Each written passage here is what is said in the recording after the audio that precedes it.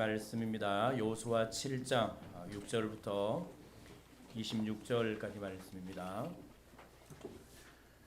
여호수아 7장 6절부터 26절까지 말씀입니다. 지난주에 읽었던 본문도 있는데요. 다시 한번 교독하며 읽도록 합니다. 자, 7장 6절을 먼저 읽습니다. 여호수아가 옷을 찢고 이스라엘 장로들과 함께 여호와의 교회 앞에서 땅에 엎드려 머리에 티끌을 뒤집어 쓰고 저물도록 있다가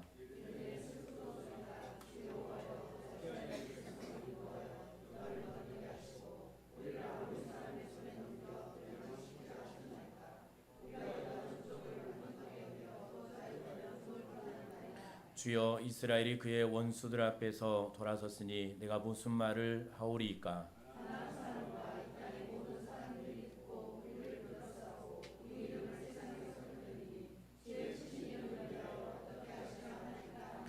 여호와께서 여호수아에게 이르시되 일어나라, 어찌하여 이렇게 엎드렸느냐?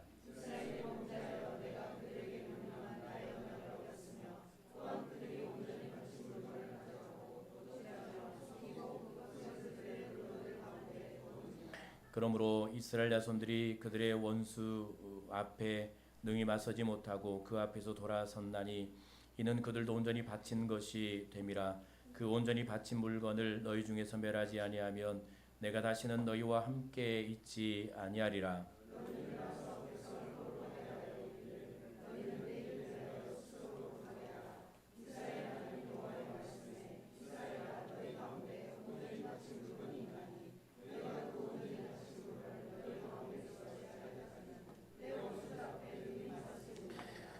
너희는 아침에 너희의 지파대로 가까이 나아오라. 여호와께 뽑히는 그 지파는 그 족속대로 가까이 나아올 것이요, 여호와께 뽑히는 족속은 그 가족대로 가까이 나아올 것이요, 여호와께 뽑히는 그 가족은 그 남자들이 가까이 나아올 것이며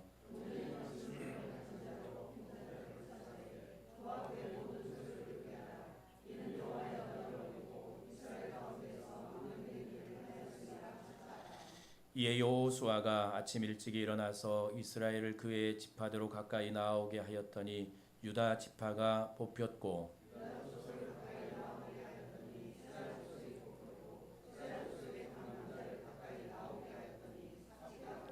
삽디의 가족 각 남자를 가까이 나오게 하였더니 유다 지파 세라의 중손이요 삽디의 손자요 갈미 아들인 아간이 뽑혔더라.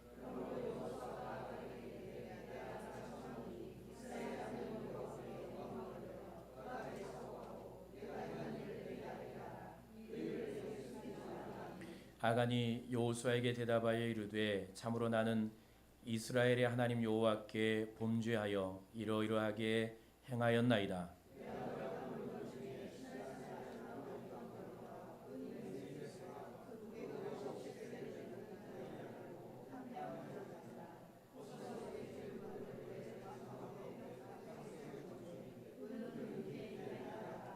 이에 여호수아가 사자들을 보내매 그의 장막에 달려가 본즉 물건이 그의 장막 안에 감추어져 있는데 은은 그 밑에 있는지라.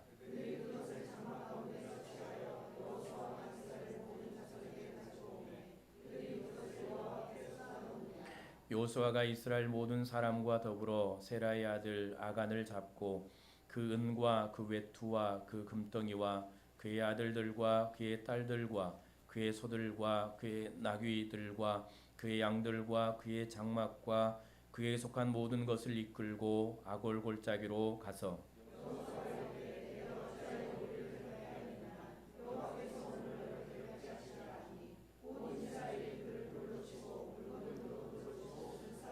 함께 읽습니다. 그 위에 돌무더기를 크게 쌓았더니 오늘까지 있더라. 여호와께서 그의 맹렬한 진노를 그치시니 그러므로 그것 이름은 오늘까지 아골골짜기라 부르더라. 아멘.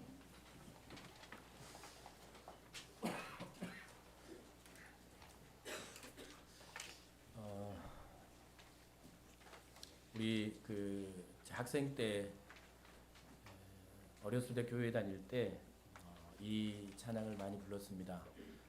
일요일 예배 때는 다 아시던데 여러분은 어떨지 모르겠습니다. 이런 찬양이었습니다. 예수님 권세 예수님 권세 예수님 권세 내 권세. 그 다음에 뭡니까? 하지 말고 참 많이 불렀던 것 같습니다. 하나님 권세 내 권세 예수님 권세가 나의 권세다라는 찬양을 많이 불렀고요. 처음 이제 복음이 들어오고 또 복음이 이제 확장되면서 우리나라에 많은 이제 구원받는 사람들이 늘어갈 때 그때는 참 귀신의 역사도 강력했습니다. 사탄의 역사죠. 뭐 우리가 말하는 이제 어떤 죽은 사람의 영혼이 아니고 사탄이 조종하는 이제 귀신들의 역사들. 참 많은 사람들이 귀신에 붙잡혀 살았고 실제 귀신이 사람들을 이끌어가는 모습들을 많이 이제 보았고요. 그때마다 이제 제가 보았던 것들은 이제 권사님들 목사님들이 이제 그 귀신 들린 사람을 놓고 이제 기도하는 귀신을 내어 쫓는 이런 이제 일들을 많이 보았습니다. 그때 이제 하나님의 특별한 역사였죠. 하나님의 특별한 권세, 능력이 나타났던 시대였고요. 또 그리스도인들도 이런 이제 권세와 능력을 갖고 살았습니다. 두려움 없이 어떤 영적인 세력에 대한 두려움 없이 그렇게 살아오던 시대가 있었죠. 여호수아서를 통해서 보는 이스라엘 사람도 마찬가지입니다. 자, 여호수아 5장 1절, 여호수아 6장 1절 우리가 다 이제 보았던 대로 여호수아 5장 1절 보면 이렇게 이제 말씀을 하는데요. 요단 서쪽의 아모리 사람의 모든 왕들과 해변의 가나안 사람의 모든 왕들이 여호와께서 요단물을 이스라엘 자손들 앞에서 말리시고 우리를 건너게 하셨음을 듣고 마음이 녹았고 이스라엘 자손들 때문에 정신을 잃었더라라는 말씀을 주셨습니다. 그리고 여호수아 6장 1절도 동일한 말씀인데요. 이스라엘 자손들로 말미암아 여리고는 굳게 닫혔고 출입하는 자가 없었더라. 그러니까 가나안의 이제 왕들과 또 여리고 성 사람들과 또 여리고 군대 또 왕들 이스라엘 자손들의 이름을 들을 때 이스라엘 자손들 때문에 마음이 높고 정신을 잃을 정도로 이스라엘 백성들에게는 그런 이제 권세, 능력이 있었습니다. 그들의 이름만 들어도 사람들이 두려워 떨 만한 그런 이제 권세와 능력을 갖고 있었던 사람들이 바로 이스라엘 백성들이었죠.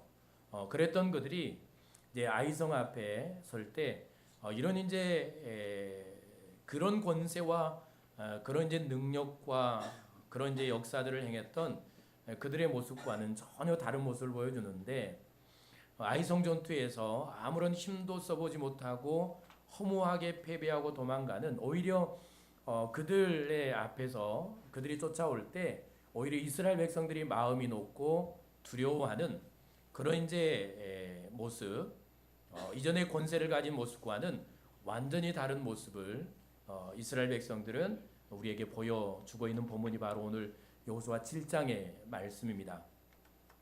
하나님을 믿고 그리스도인이 된 우리에게는 놀라운 권세와 특권이 있습니다. 어떤 권세와 특권인가 하면 요한복음 1장 12절 말씀입니다. 함께 읽어볼까요? 요한복음 1장 12절 시작.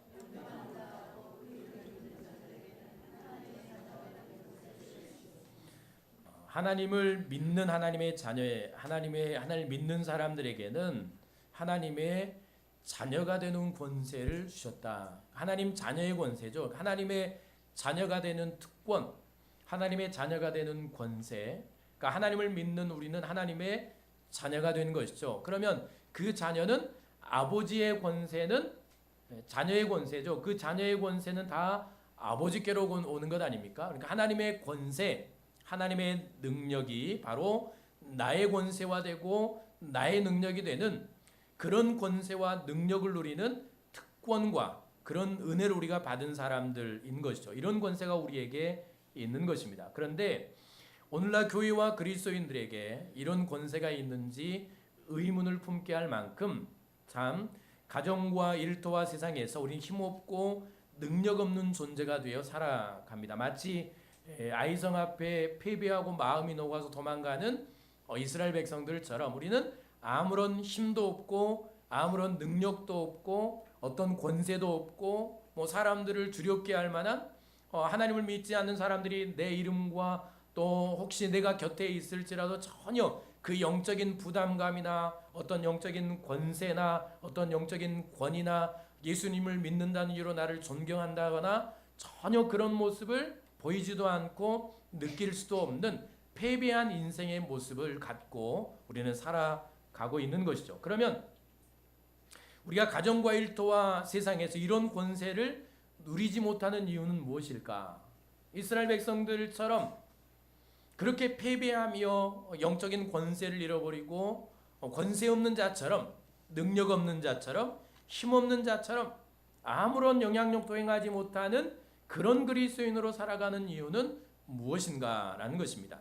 자, 12절 13절 말씀을 이제 우리가 읽었고요. 말씀을 보면 자, 이스라엘 백성이 아이성 전투에서 그들이 두려워 떨게 할 어떤 영적 권세도 없고 아무런 힘도 없고 능력도 행하지 못하고 허무하게 패배한 이유를 말씀하는데 그 이유가 뭔가 하면 이제 12절 끝에 보면 이렇게 이제 하나님 말씀하시는데요. 그 온전히 바친 물건을 너희 중에서 멸하지 아니하면 내가 다시는 너희와 함께 있지 아니하리라라는 말씀을 하시는데 이게 이제 무슨 말씀인가 하면 그들이 전쟁에서 패배한 것은 그들이 어떤 힘이 없어서가 아니고 능력이 없어서가 아니고 어떤 준비가 덜 돼서도 아니고 하나님이 그들과 함께 하시지 않았기 때문이다라고 말을 합니다. 그러면 하나님이 함께 하시지 않았다라는 것은 그러면 하나님이 그들을 떠나 계셨는가? 하나님이 그들을 버리셨는가? 그 말씀이 아니고 하나님이 이전에 하나님께서 이스라엘 백성들을 애굽에서 구원해 내실 때 그리고 그들이 광야의 길을 걸을 때 또 홍해를 가르시고 건너게 하실 때 요단을 가르시고 건너게 하실 때 그 모든 이제 역사에 그들의 인생의 이 여정에는 하나님이 함께 하셨죠. 한 번도 그들을 떠나지 않으셨습니다. 하나님이 함께 하셨고 그리고 해주신 일이 뭔가 하면 하나님이 늘 그들 앞서 행하셨죠. 그들과 함께 하시면서 그들 앞서 행하시고 전쟁을 할 때는 하나님이 친히 싸우시고 그들을 물리쳐 주시는 이 이제 하나님의 함께 하심의 도우심의 은혜가 그들 가운데 있었던 겁니다. 그러면 오늘 여기 하나님이 함께 하시지 않았다는 게 무슨 말씀인가 하면 하나님이 그들이 전쟁을 준비했잖아요. 정탐꾼의 말대로 3,000년만 올라가는 이 이제 숫자를 갖고 그들 나름대로의 전술과 전략을 갖고 전쟁하러 나아갈 때 이제 이전 같으면 하나님이 어떤 역사를 행해 주시고 하나님이 그들에게 힘과 능력을 주시고 전쟁을 할 만한 어떤 길을 열어 주시고 다른 말로 하나님이 친히 싸우시면서 그들의 전쟁에 승리를 주셨을 겁니다. 그런데 하나님이 그들이 전쟁을 하러 가는 이 과정들 가운데 아무런 일도 하지 않으십니다. 마치 그들과 함께 하시지 않는 것처럼 그들에게 아무런 역사도 일어나지 않습니다. 이게 무슨 말입니까? 하나님이 그들을 그냥 지켜보셨다는 얘기입니다. 그들이 싸우는 대로 그들이 전쟁에 나가는 대로 하나님은 그들을 이 과정들을 그냥 그들이 이제 그들의 능력, 그들이 원래의 이제 그들의 인생의 어떤 힘과 어떤 능력과 그들이 가진 지혜와 그들이 살아갈 경험과 전쟁의 어떤 노하우와 그런 것들을 갖고 살아가도록 하나님이 그냥 그들이 하는 대로 지켜보셨다라는 말씀입니다. 그러면 이 지켜보셨다는 말은 그냥 버리셨고 내버리셨고 포기하셨다는 말입니까? 아니죠. 이것도 하나님의 인도하심이었던 것이죠. 무언가 하나님께서 그들에게 원하시는 것이 있었고 그들에게 가르치기를 원하시는 것이 분명히 있었다는 사실인데 그럼 이 사실을 좀 우리가 알게 되는 게 뭔가 하면 하나님이 그들을 지켜보시는 이 과정들을 패배하고 말았죠. 그러면 그들이 이제 하나님께서 그들 가운데 함께 하시면서 능력을 주시지 않았고 싸워주시지 않았기 때문에 허무하게 패배하고 마는 이 전쟁의 패배의 역사, 그러니까 여리고성 사람들과 가나안 왕들이 이스라엘 백성들 때문에 마음이 높고 두려웠던 것은 이제 그들 자체가 능력이 있어서가 아니고 이스라엘 백성에게 어떤 권세, 그런 어떤 능력, 그들을 두려워하게 할 만한 어떤 전쟁의 실력들, 아니면 그들이 거인이었거나 그들에게 어떤 힘이 있거나 그런 것이 아니고 그들이 가진 권세, 이전에 그들이 누렸던 권세는 결국 하나님께서 함께 하시면서 하나님께로부터 오는 권세, 하나님께서 그들 안에 능력으로 역사해 주시는 하나님의 권세가 바로 그들을 통해 나타난 권세와 능력이었다는 사실을 알게 되는 것입니다. 그런 면에서 하나님이 그들과 함께 하시지 않는다, 하나님이 그들에게 능력 주시지 않고 그들의 삶에 개입하시지 않고 그들이 하는 대로 내버려 두실 때 그들은 마치 빈 깡통처럼 아무것도 없는, 아무런 것도 행할 수 없는, 한 걸음도 앞으로 나아갈 수 없는 그런 연약한 인생들에 불과하지 않았다는 사실을 우리 말씀을 통해서 깨달아 가는 것입니다. 그러니까 이 온 가나안 왕들과 여리고성 사람들이 이스라엘 이 백성들을 두려워한 것은 그들에게서 나온 권세가 아니고 결론은 하나님께서 그들에게 부어주신 하나님의 백성의 권세, 하나님의 권세, 하나님께로부터 오는 권세였음을 우리는 알게 되는 것입니다. 자, 그러면 오늘 하나님을 믿고 하나님의 자녀가 된 우리의 권세는 나에게서 나오는 것이 아니고, 나의 권세가 아니고 바로 하나님의 권세입니다. 하나님의 권세, 하나님께로부터 오는 권세입니다. 하나님이 내 안에 계심으로, 하나님이 내 안에 능력으로 역사하시는 성령 하나님께서 내 안에 능력으로 함께 하심으로 그 하나님의 권세가 나를 통해 나타나는 그것이 바로 우리의 성도의 권세고 그리스도인의 자녀의 권세임을 우리는 알아야 하는 것이죠. 하나님께서 내 안에 능력으로 역사하시지 않으면 우리는 아이성 사람들이 이스라엘 백성을 두려워하지 않고 맞서 싸워 이거 두려워 떨게 했던 것처럼 세상은 우리를 두려워하지 않을 것입니다. 더 이상 우리를 존경하지 않을 것입니다. 더 이상 우리에게 어떤 긍정적인 영향도 받지 못할 것입니다. 아무리 내 경험과 나의 지식과 나의 어떤 삶의 어떤 모습을 통해서 뭔가를 하기를 원하지만, 그러나 그것으로 우리는 권세 있는 삶을 살아갈 수가 없는 존재임을 알아야 합니다. 하나님이 내 안에 역사하시지 않을 때, 하나님의 권세가 내 안에 능력으로 역사하지 않을 때 나는 껍데기에 불과하다는 사실을 우리는 기억할 필요가 있는 것이죠. 그러므로 하나님의 권세가 오늘 나의 권세인데, 자, 그러면 하나님께서 아주 가끔 아무런 권세와 능력 없는 자처럼 나를 내버려 두시고 지켜보시는 이유는 무엇인가? 여러분 어떤 능력을 행하며 살아갑니까? 여러분 어떤 권세를 갖고 가정에 서십니까? 적어도 우리에게 어떤 권세와 능력이 있으면 우리의 삶에, 우리의 어떤 형편들 가운데는 이 권세와 능력의 역사들이 흘러가야 할 텐데 우리는 왜 이런 존재로 살아가는가? 오늘 아이성의 앞에서 패배하게 하는 이스라엘 백성들처럼 하나님은 그냥 패배의 길을 가도록 내버려 두시는가? 그 이유를 우리는 알아야 합니다. 분명히 목적이 있으셨을 겁니다. 우리를 포기한 것도 아니고 우리를 버리신 것도 아니고 우리를 사랑하지 않으신 것도 아닌데 우리는 왜 가끔 이런 능력 없는 자처럼, 권세 없는 자처럼 그렇게 살아가는가? 그렇게 버려두시는가? 무언가 가르치시기를 원하시는 하나님의 뜻이 있었겠죠. 하나님의 인도하심, 그 길로 가게 하시고 그냥 내버려 두시면서 깨닫게 하시기를 원하시는, 우리에게 가르치시기를 원하시는 무언가가 있었을 텐데 그 이유를 하나님께서는 여호수아에게 분명하게 말씀을 해주시는데요. 이제 우리가 읽었던 11절부터 13절까지 말씀에 정확하게 기록이 되는데 하나님께서 그들에게 한 가지 명령하신 게 있었죠. 여리고성을 하나님께서 무너뜨려 주시고 그들을 점령하게 하실 때 그때 그들이 해야 할 일이 있었습니다. 그들이 취한 그 여리고성에서 취한 모든 전리품을 하나도 그들이 가져서는 안 되고 하나님께 바쳐야 했습니다. 바친 물건이 된 것이죠. 하나님께 바쳐야 했습니다. 하나님께 전부 드려야 될 이 전리품이었죠. 하나님의 명령이었습니다. 그러니까 하나님이 욕심이 많아서 그러셨는가?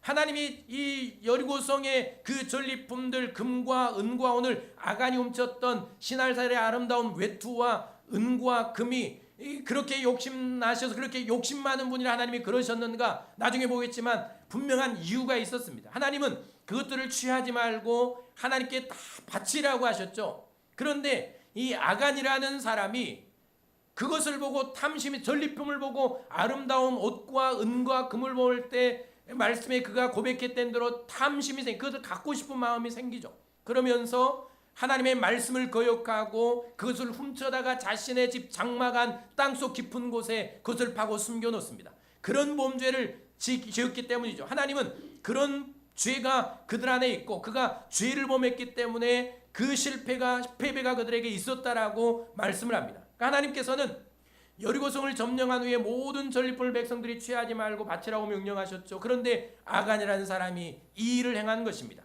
하나님께서는 이것을 이스라엘의 범죄, 이스라엘 전체가의 죄로 더럽혀졌다라고 말씀을 하시면서 이 일 때문에 하나님은 패배를 하게 하셨고, 이 일 때문에 그들과 함께하지 않으셨고, 이 일 때문에 그들은 아무런 권세와 능력도 행하지 못했다라고 말씀을 하시는 겁니다. 자, 그러면 전리품을 바치라고 한 이유는 뭘까? 여기 잠깐 이제 이 일을 우리가 알아야 되는데, 하나님께서 여리고성에서 취한 이 모든 전리품들을 취하지 말고 하나도 취하지 말고 바치라고 하신 이유는 몇 가지 분명한 이유가 있습니다. 첫 번째는 우리가 첫 것이고 첫 열매라고 하는 의미를 잘 알고 있습니다. 아담이 인류의 대표로 왔죠. 그리고 예수 그리스도가 인류의 대표로 오셨습니다. 그리고 그 모든 대표로 온 그 아담과 예수 그리스도의 그 남은 모든 사람들은 다 대표를 따라서 하나가 되었죠. 한 인류가 된 것입니다. 그러면 첫 것이라고 할 때 이 대표의 원리를 따라서 여리고성은 가나안으로 가는 첫 성읍이잖아요. 첫 전투입니다. 그러면 첫 전투에서 승리케 하시는 하나님의 역사, 이 첫 전투에서 승리하신 것은 모두가 승리하고 얻은, 그러니까 이 땅 전부가 하나님의 것임을 인정하고 고백하게 하는 신앙입니다. 그러니까 너희의 것이 아니라는 겁니다. 너희의 인생과 이 땅에 가진 모든 것들은 너희 것이 아니고 하나님의 것이고 하나님께서 너희에게 주신 것이라는 사실을 그들로 고백하게 한 것이죠. 전쟁에 승리했으니, 이 여리고성이 무너졌으니 그들에게는 아간처럼 탐심이 생길 겁니다. 그러면서 이제 내 것이라는 욕망이 생겼겠죠. 그것을 방지하는 것입니다.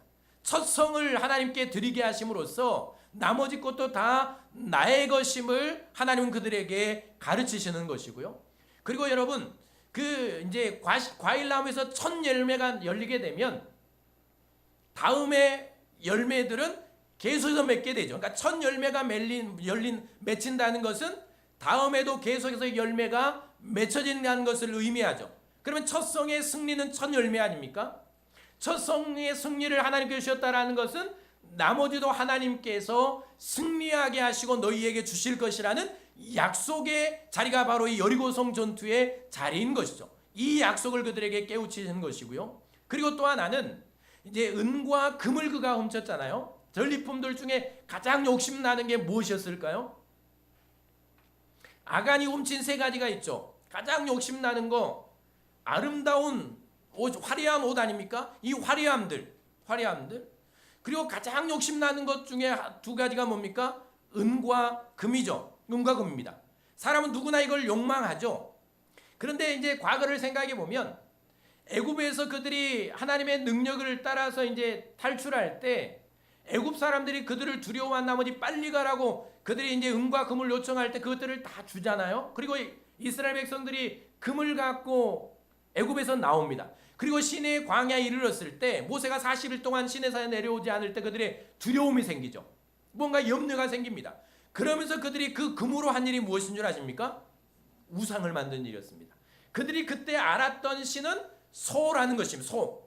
소가 우상이었고, 그러니까 그들이 아는 이 소를 우상으로 만들고 그것을 하나님처럼 섬기는 일을 했던 것이죠. 그러니까 여기서 금을 취하고 은을 취하고 그것들을 취하게 되면 반드시 이스라엘 백성들에게 그것은 우상처럼 그들의 이제 어떤 탐심의 도구, 우상의 도구가 되어버리고 말하는 것이죠. 이것들을 하나님께서는 미리 차단하시는 것입니다. 그리고 마지막 중요한 것은 여리고와 가나안은 우상과 죄가 점령한 땅입니다.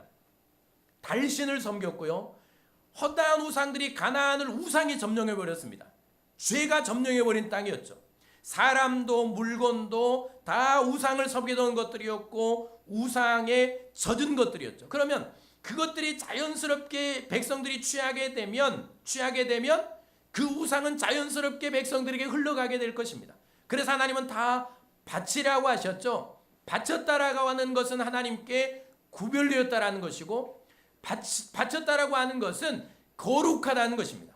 하나님께서 거룩하시잖아요. 하나님께 바쳐진 것들은 거룩한 것이죠. 그러면 하나님께 바치라고 한 것은 내가 이것들을 거룩하게 하겠다라는 뜻이 있는 것이고요. 이 땅과 이스라엘 백성들을 거룩한 백성으로 지키겠다라는 분명한 뜻이 오늘 이 모든 것들을 바치라고 하는 이 받침 가운데 있다는 사실을 알아야 합니다. 나중에 계속 보겠습니다. 자, 그러면 여기서 우리는 이제 하나님께서 이스라엘 백성이 아무런 권세와 능력도 행하지 못하고 아이성 전투에서 패배한 이유를 우리는 분명하게 알게 되는데요. 11절 말씀을 볼까요? 11절 말씀을 보면 이스라엘이 범죄하여 내가 그들에게 명령한 나의 언약을 어겼으며 라고 말씀을 합니다. 첫 번째 이유가 뭔가 하면 불순종입니다. 하나님이 분명하게 그 물건들을 바치라고 하나도 취해서는 안 된다라고 말씀하셨잖아요. 그러면 그들은 그 말씀을 따라 순종해야 했습니다. 분명히 하나님은 그렇게 말씀을 했죠. 그런데 아간이라는 사람이 이 탐심의 멍에를 메고, 지난주에 되었던 대로 탐심의 멍에를 메고 탐심에 이끌려서 약속의 땅에 들어가는 열쇠인 순종을 포기해버립니다. 자, 보세요. 이스라엘 백성들이 아담을 부르실, 그들의 조상 아담을 부르실 때부터 여기 광야 요단강을 건너서 여리고성을 무너뜨리는 그 인생길을, 그들의 광야의 길을 여는 모든 열쇠는 딱 두 가지였습니다. 첫 번째는 하나님을 믿는 믿음이었습니다. 그리고 두 번째는 뭡니까? 순종이었죠. 그러니까 믿음과 순종으로 그들은 이 길을 열고 온 것입니다. 그럼 앞으로도 그들은 무엇으로 가나안 땅에 들어가게 될까요? 순종으로 가는 것입니다. 그들의 아름다운 어떤 화려한 그 옷이나 어떤 은금이나 전쟁이나 어떤 힘과 능력이 아니고 그들이 가나안으로 가는 이 길을 여는 열쇠는 오직 한 가지인데 바로 하나님의 말씀을 따르는 순종이었던 것입니다. 그런데 아간이라는 사람이 가장 이 중요한 순간에 하나님께서 여리고성을 무너뜨려 주시고 가나안으로 가는 길을 열어주시는 이 가장 중요한 순간에 그 순종이라는 열쇠를 버려버리죠. 하나님은 오늘 그들을 패배라는 길로 인도하시면서 실패하는 길 아닙니까? 여호수아가 말했던 대로 하나님을 원망할 만큼 아픈 사건이었습니다. 그들을 패배의 길로 인도하시면서 무엇을 끊어내시는가 하면 바로 불순종을 끊어내시는 겁니다. 하나님의 말씀에 불순종하는 이 불순종의 고리를 끊어내시죠. 그리고 그것을 무너버리지 않습니까? 그리고 다시 순종하는 백성으로 세우시고 그들을 가나안으로 인도해 가시는 말씀이 오늘 하나님의 말씀임을 우리는 알아야 하는 것입니다. 아간이 이 하나님께서 이 죄를 끊어내시는, 그리고 순종으로 인도하시는 이 과정들을 보세요. 하나님이 그 족속들, 지파, 족속, 가정, 남자들 점점 좁혀서 들어가는, 그리고 죄를 찾아내시고 불순종의 일을 찾아내시고 제거하시는 과정들, 이스라엘 전체가 아마 두려워 떨었을 겁니다.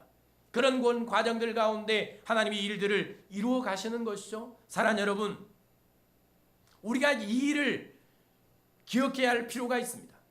적어도 여러분들이 가정과 직장과 삶의 자리에서 어떤 거룩한 영향력을 발휘하려면 하나님의 권세가 나의 권세가 되고 그런 권세 있는 삶을 살아가려면 우리가 첫 번째 가장 중요하게 해야 될 일이 뭔가 하면 여러분의 삶에 있는, 여러분을 묶고 있는 불순종의 고리를 끊어내야 합니다.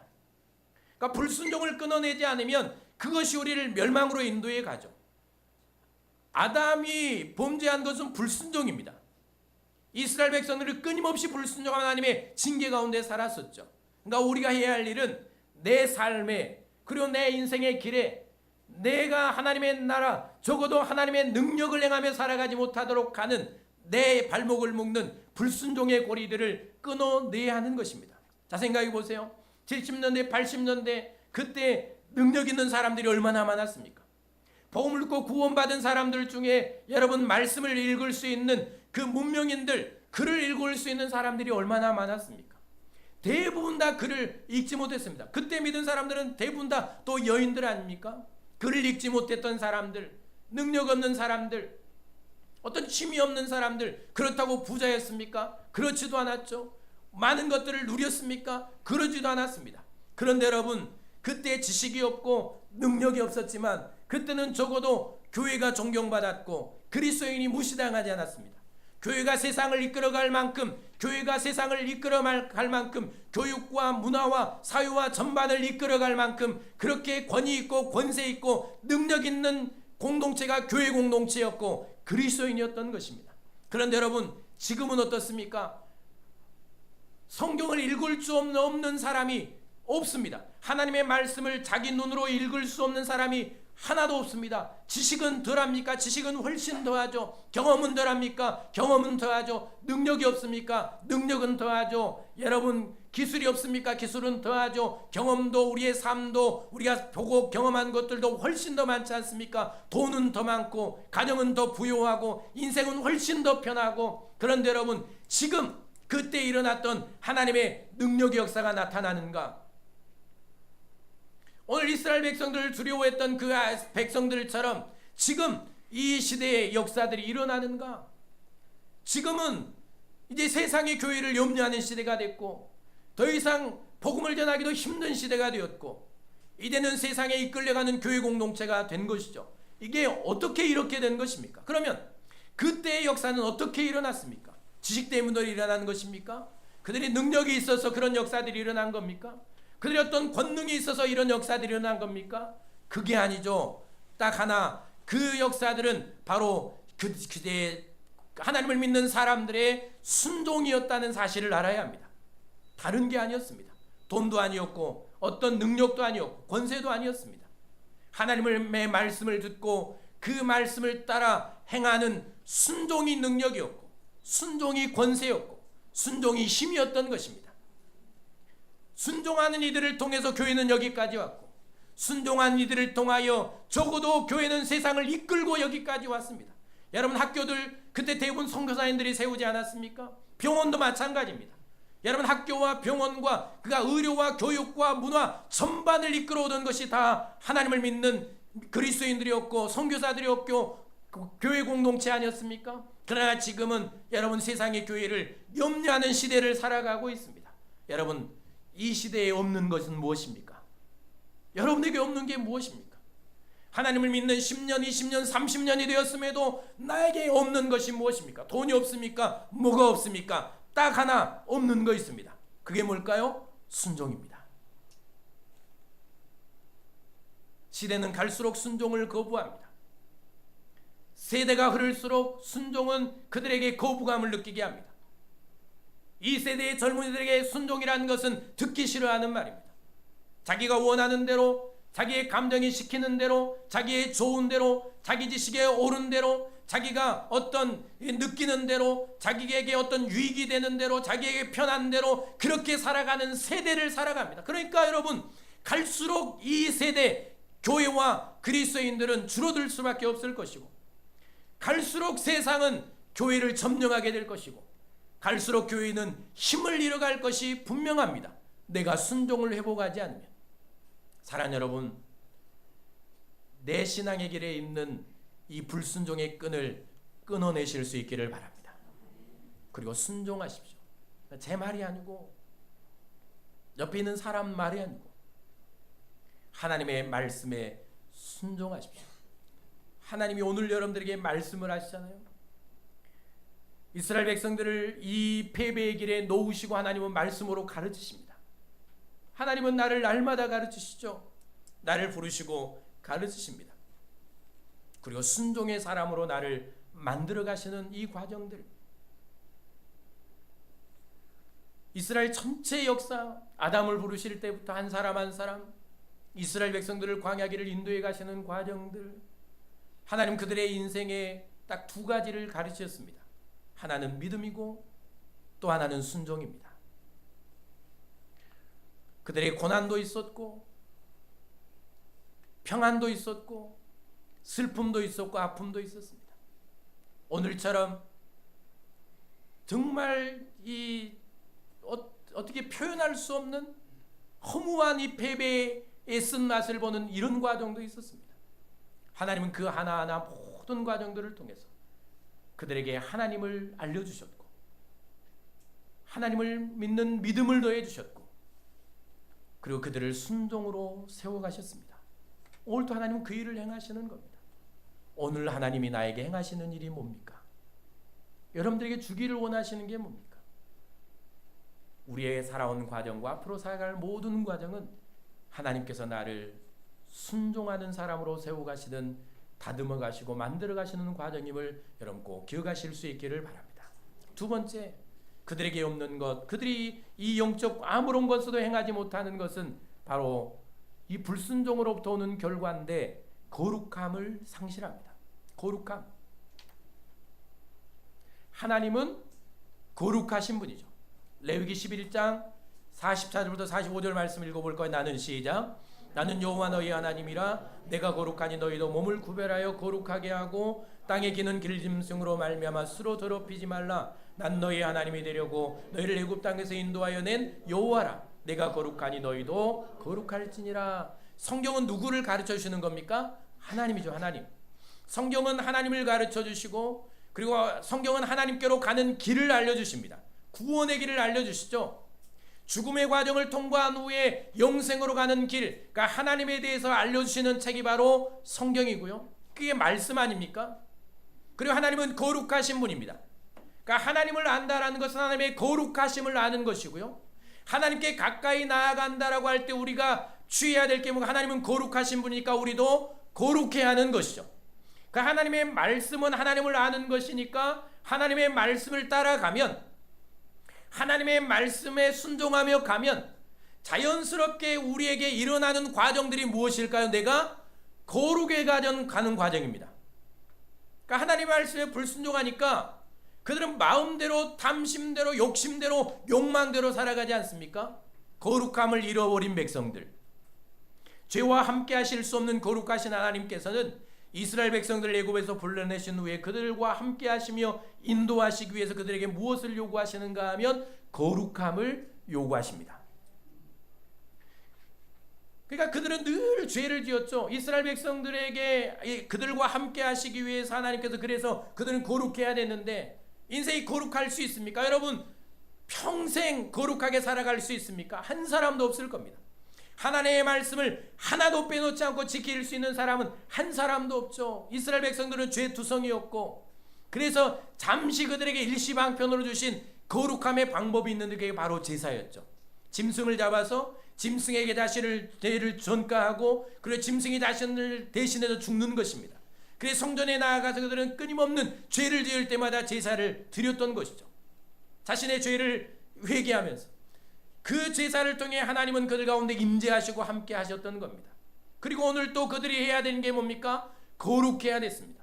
거룩함으로 나아가야 됐던 것이죠. 그런데 하나님의 이 함께 하심과 권세와 능력 주심으로 여리고성을 무너뜨린 이스라엘이 범죄함으로 공동체를 죄로 더럽히는, 그리고 거룩함을 상실해 버리는 것이죠. 자, 그래서 하나님께서 행하신 일이 뭡니까? 하나님께서는 아이성 전투의 패배를 통해서 그들의 죄를 깨닫게 하십니다. 그리고 다시 그들 가운데 함께 하시며 도우시고 능력으로 역사해 주시기 위해서 그들 안에서 죄를 완전하게 제거하시고 거룩한 백성으로 세우고 계시는 말씀을 우리는 오늘 보는 것입니다. 그러니까 하나님이 오늘 또 나를 어떻게 만들어 가시는가 하면 나를 거룩한 하나님의 백성으로 만들어 가십니다. 날마다 나를 더욱 거룩하게 만들어 가시는 것이죠. 내 안에 거룩하지 못한 것들을 하나님이 제거하시면서 하나님이 나를 거룩하게 만들어 가시는데, 자, 여기서 우리가 잠깐 내가 받은 은혜가 무엇인가를 볼까요? 요한복음 3장 16절 읽어봅니다. 하나님이 시작. 하나님이 세상을 이처럼 사랑하사 독생자를 주셨으니 이는 그를 믿는 자마다 멸망하지 않고 영생을 얻게 하려 하심이라. 이게 이제 거룩인데요. 하나님께 나아가서 영생의 삶, 천국의 삶을 누리기 위해 하나님과 하나가 되기 위해서 우리에게 필요한 것은 거룩함이었죠. 그런데 인간 스스로는 이 거룩함의 문제를 해결할 수 없으니까 하나님이신 그분이 친히 육신을 입고 이 땅에 오셨죠. 그분이 바로 예수 그리스도 아닙니까?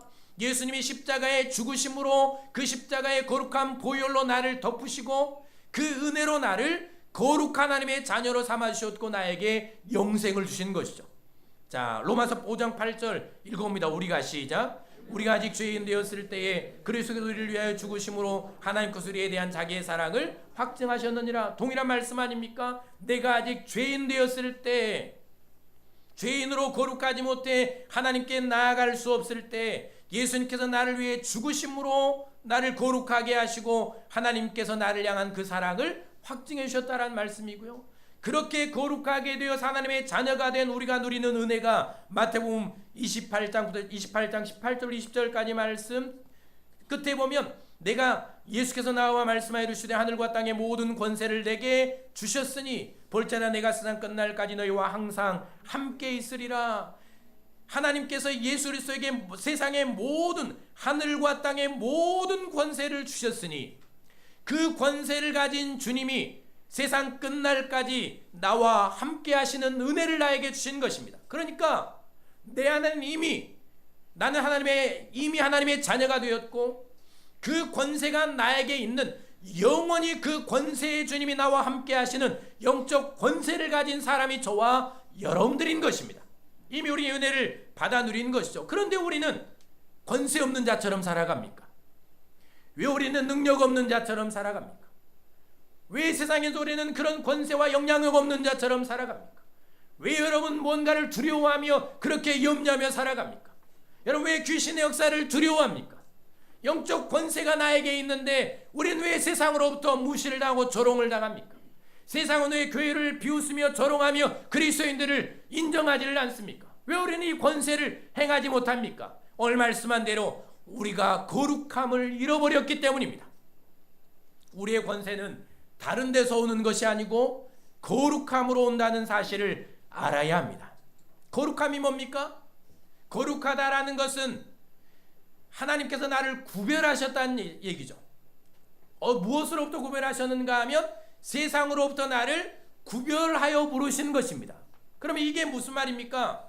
쉽게 말하면 나는 하나님께 구별되어 부름받은 하나님의 자녀이기 때문에 세상과는 달라야 한다는 것입니다. 세상 사람들의 세계관과 세상 사람들의 가치관과 세상 사람들의 행동 양식과 그리스도인의 가치관과 행동 양식은 달라야 하는, 구별되어야 되는 것입니다. 돈을 대하는 방식, 사람을 대하는 방식, 살아가는 방식, 그리고 내가 어떤 일을 하는 방식, 직장을 운영하는 방식, 사업을 행하는 방식, 이 모든 것들은 하나님을 모르는 세상의 그 가치관과 삶의 행동과 방식과는 달라야 하는 것이 구별됨이고 거룩함입니다. 그런데 여러분 보세요. 세상과 우리가 다른 게 뭡니까? 여러분 적어도 제가 말씀드렸던 우리 부모 세대, 그 부모의 부모 세대는 세상과 달랐습니다. 그러지 않았습니까? 말하는 것도 달랐고 살아가는 것도 달랐고 돈을 사용하는 방법도 달랐고 돈을 버는 방법도 달랐고 사람을 대하는 방법도 달랐습니다. 그게 거룩입니다. 거룩. 구별됨이죠. 그런데 여러분 지금은 어떻습니까? 세상의 이 모든 그 문화들, 세상의 삶의 방식들, 생활 방식들, 삶의 행동 유형들, 그리고 세상의 가치관들이 다 우리에게 들어오지 않았습니까? 여러분 다른 게 뭡니까? 세상에 그 사람들이 말하는 말과 내 말이 다릅니까? 여러분 그들의 미움의 감정과의 미움의 감정은 다른 것입니까? 여러분 세상 사람들이 싸우고, 세상은 싸우고, 미운 사람들 싸우고, 악한 사람들과 싸우고, 나를 못되게 하는 사람과 싸우며 오해하는 사람들과 싸우고, 여러분 그 싸움이 교회에 없습니까? 교회 안에 다 들어와서 똑같이 싸우고 똑같이 말하고 똑같이 그렇게 거짓말하고 똑같이 속이고 똑같이 돈을 그렇게 욕심내며 탐심을 내며 욕망에 사로잡혀, 여러분 교회와 세상이 다를 게, 나와 세상과 다를 게 별반 다를 게 없습니다. 이게 무엇입니까? 거룩함을 잃어버린 성도입니다. 우리가 성도 아닙니까? 거룩한 무리, 거룩한 무리. 거룩함을 잃어버리면, 내가 세상과 다르지 않으면, 구별되지 않으면 우리는 아무런 권세도 능력도 없는 똑같은 사람이 되는 것 아닙니까? 빛이 그 빛을 잃어버리면 똑같은 어둠이 되는 것이죠. 소금이 맛을 잃으면 어떻게 된다고 하셨습니까? 우리는 세상을 밝히고 세상을 거룩하게 하며 세상을 고쳐야 될 소금 아닙니까? 세상이 맛을 잃으면 밖에 버려져 밟힐 뿐이라고 말씀을 하셨습니다. 아무런 맛도 내지 못하죠. 썩음을 방지하지 못합니다. 거룩함을 잃어버린, 세상과 다를 게 없는, 전혀 구별될 것 없는 그 모습으로는 아무런 힘도 영향력도 우리는 발휘할 수 없는 존재임을 알아야 하는 것입니다. 그러므로 오늘도 하나님께서는 나를 어떻게 만들어가고 계실까요? 거룩하게 만들어가고 계시겠죠. 거룩하게. 여러분 힘드십니까? 내 인생에 어려움이 있습니까? 내 인생에 고난이 있고 내 인생에 아픔이 있습니까? 여러분 하나도 하나님, 우리가 믿는 게 뭡니까? 우리 하나님의 인도하심을 믿지 않습니까? 하나님의 주권을 인정하지 않습니까? 내가 살아온 길, 그리고 내가 지금 살아간 이 시간, 그리고 앞으로 살아갈 과정들, 하나도 하나님의 손길이 미치지 않은 것이 없고, 하나도 하나님의 뜻이 담겨있지 않은 것들이 없고, 하나님은 다 하나님의 뜻과 하나님의 그 마음과 하나님의 계획을 담아 거기에 사람을 두셨고, 어떤 일들을 두셨고, 어떤 역사를 두시고, 우리를 거기 두시면서 나를 만들어 오시는 과정들, 하나님께서 나를 영원한 천국으로 인도하시기 위해서 철저하게 하나님은 나를 붙드시고 인도해 가시는 과정들, 그 과정들 가운데 힘든 일도 있고 기쁜 일도 있고 고난도 있고 평안도 있고 즐거움도 있고 내 아픔을 아프게 하는 눈물 나게 하는 일들도 있고, 여러분 그 모든 과정들 하나하나가 하나님께서 나를 하나님의 자녀로 다듬어 가시고 나를 하나님의 거룩한 백성으로 세워 가시며 나를 만들어 가시는 과정이라는 사실을 여러분 꼭 기억하셨으면 좋겠습니다. 이제 달라져야 되지 않겠습니까? 10년이 됐고 20년이 됐고 30년 하나님을 믿었으면 여러분 말하는 것, 그 언어가 세상과 달라야 되지 않겠습니까? 시간을 쓰는 방법도 달라야 되지 않겠습니까? 돈을 대하는 방법도 달라야 되지 않겠습니까? 아간을 보세요. 세상의 욕망에 사로잡힌 사람과 똑같잖아요. 보니까 욕심이 나고 탐심이 나고 훔쳐서 자기 집에 숨겨두는 이 일, 여러분 적어도 우리가 하루하루 거룩해져 가는 과정들, 그 돈을 쓰는, 돈을 버는, 돈을 사용하는 방법들이 달라야 되잖아요. 그리고 사람을 대하는 방법도 달라야 되겠죠. 미운 사람 똑같이 미워하면 되겠습니까? 싫어하는 사람 똑같이 싫어하면 되겠습니까? 원수들은 원수를 원수처럼 대하는데, 여러분 하나님은, 예수님 우리에게 그렇게 말씀하지 않았죠? 원수를 사랑하라고 하지 않았습니까? 이게 구별됨이고 거룩함 아닙니까? 거기서 능력이 나오는 것이고, 거기서 힘이 나오는 것이고, 거기서 영적 권세가 나오는 것입니다. 보세요. 사람들에게 전도할 수 있습니까? 너 나랑 똑같은데, 너 다른 게 뭐야? 뭐 나하고 별반 다를 게 없는데. 여러분 이 능력 없는 삶은 거룩하지 못함으로부터 나온다는 사실을 여러분 꼭 기억하시기를 바랍니다. 가끔 이런 일들 우리에게 주시는 이 일들, 그래서 우리는 이제 거룩함을 회복해야 될 필요가 있는 것이고요. 이런 아픔들이 있는 것입니다. 사랑하는 여러분, 이런 말씀이 있습니다. 출애굽기 30장 26절. 거기 기록되지 않은 말씀인데요. 이렇게 이제 26절 이하에 보면 이런 말씀들이 기록됩니다. 너는 그것은 거룩한 관유입니다.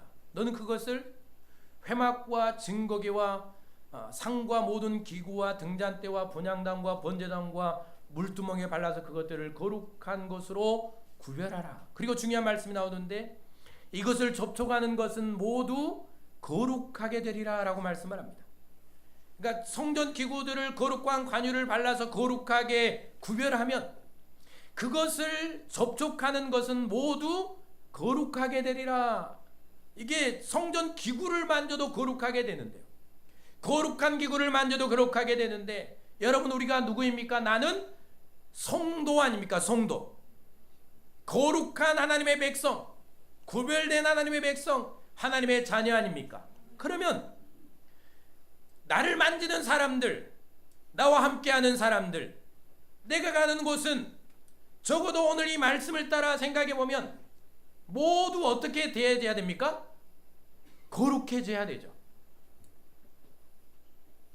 너무 무겁게 생각하지 마시고요. 너무 어떤 고차원적으로 생각하지 말고, 여러분 내가 거룩한 내가 가면 거기 여러분 미움이 있는 곳에, 아니면 어떤 싸움이 있는 곳에, 아니면 죄가 있는 곳에 거룩한 백성들이 가면, 거룩한 성도가 가면 여러분 얼마 되지 않아서 그곳은 뭐 어떤 사랑이 일어나든가 미움이 떠나가든가 그런 일들이 일어나야 되지 않겠습니까? 거룩한 영향력이죠. 거룩한 영향력. 거룩함이 퍼져 나가야 되지 않겠습니까? 이게 거룩함. 그러니까 영향력과 권세는 이곳으로부터 나오는 것입니다. 내가 성도라는 사실을 여러분 잊지 마십시오. 하나님이 나를 구별하여 가정에 세우셨다는 사실을 잊지 말고 살아가십시오. 어디를 가든 누구와 함께 하든 이 사실을 기억하십시오. 나의 거룩함은 흘러가야 하는 것입니다. 이스라엘 백성들은 전쟁을 나갈 때, 그리고 하나님이 이제 그 장막을 입고 살 때 꼭 그 벼는, 그러니까 전쟁에 나갈 때 이스라엘 백성들이 이제 무기를 갖고 나가는데 무기와 함께 갖고 나갔던 게 하나 더 있습니다. 그게 뭔가 하면 삽입니다. 삽. 삽을 뭐하러 갖고 나갔을까요? 삽을 왜 가지고 나가라고 했을까요? 그들이 이제 먹으면 나오잖아요. 먹으면 이제 나오니까 변을 땅을 파고 변을 묻으라고 이제 삽을 갖고 다니라고 했죠. 그러니까 그들은 대변을 볼 때마다 땅을 파고 보고 땅을 묻어야 했습니다. 이제 하나님의 땅을 거룩하게 인도해 가시기 위함. 물론 그 변을 묻는다고 뭐 그 땅이 거룩해지겠습니까? 이게 무슨 말입니까? 그들이 지나간 땅은 거룩해야 되는 것이고, 그들이 전쟁을 하고 혹은 그들이 살아간 땅은 거룩한 땅, 하나님의 백성이 지나간 땅은 거룩한 땅이 돼야 하는 것입니다. 여러분, 내가 지나간 곳은 거룩한 자리가 돼야 합니다. 내가 앉아있다 가는 자리는 거룩한 자리가 되어야 합니다. 내가 머물다 간 자리는 거룩한 자리가 되어야 합니다. 이것이 거룩한 영향력입니다. 그래, 내가 가는 곳마다 죄가 더 생기고, 내가 가는 곳마다 악함이 더 생기고, 내가 가는 곳마다 더 미워하고 더 싸워하고 더 어떤 원망이 생기고, 이런 일들에게 결코 일어나서는 안 되는 일이죠. 사랑하는 여러분, 이 말씀을 꼭 기억하시면서 오늘 또 하나님의 말씀으로 더욱 거룩해져 가는 그런 저와 여러분들이 될 수 있기를 바랍니다. 하나님의 말씀을 따라가다 보면 여러분 거룩해져 갈 겁니다. 오늘도 하나님이 말씀하시잖아요. 이 말씀을 따라가십시오. 여러분 거룩해질 겁니다. 여러분, 옛날에 영화 중에 대부라는 영화가 있었습니다. 대부 혹시 보신 분 계십니까? 없으십니까? 죄송합니다. 그냥 넘어가야 되겠네요. 거기 알파치노가 나오죠. 알파치노가 이제 어떤 사업을 정직하게 깨끗하게 해보려고 했습니다. 그런데 하나님 예수님을 믿는 사람들이 너무 막 이 뇌물 뭐 이런 걸 달라고 힘들게 하니까 그가 바티칸에 있는 어떤 예수님을 잘 믿는 주교에게 찾아갑니다. 럼베르트인가, 제가 이름이 생각이 안 나는데요. 그에게 묻습니다. 내가 이렇게 해보려고 하는데 예수님 믿는 사람들이 왜 그럽니까? 왜 그럽니까? 그러니까 그때 그 주교가 이제 알파치노에게를 데리고 이제 광장으로 나갑니다. 뜰로 나가서 그 분수에서 자갈 하나를 꺼냅니다. 그리고 자갈을 막 깹니다. 자갈을 막 깨더니 그 안을 보게 하죠. 그런데 그 자갈 안은, 자갈 밖은 물에 젖어 있는데 자갈 안은 하나도 젖어 있지 않고 전혀 물에 젖어 있지 않는 자갈을 보여줍니다. 그러면서 이렇게 말을 합니다. 그들이 30년, 40년을 예수님을 믿었는데 겉만 믿은 것이고 겉만 못으로 젖어 있고 속은 하나님의 말씀이 전혀 들어있지 않는, 하나님의 말씀이 그들에게 흡수되지 않는, 그들은 예수님을 믿는 사람도 아니라고, 그런 말을 알파치노에게 한 기억이 있습니다. 사랑하는 여러분, 말씀이 내 안에 들어와서 말씀이 나를 점령하면 여러분 그 자갈처럼 겉만 그리스도인입니까? 겉만 여러분 뭐 믿는 사람처럼, 그렇게 뭔가 은혜에 젖어 있는 사람처럼 그렇게 신앙생활을 하고 있습니까? 하나님의 말씀이 내 안에 들어와서 나를 그렇게 충만하게 적시고 있습니까? 하나님의 은혜가 내 전부를 여러분 그렇게 축축하게 은혜로, 그 은혜의 샘물로 나를 적시고 있습니까? 그 말씀이 내 안에 들어와서 나를 사로잡을 때, 그 말씀이 나를 적시고 그 말씀을 따라갈 때 우리는 거룩한 하나님의 백성으로 더욱 세워져 갈 수 있다는 사실을 여러분 꼭 기억하실 수 있기를 바랍니다. 기도하겠습니다.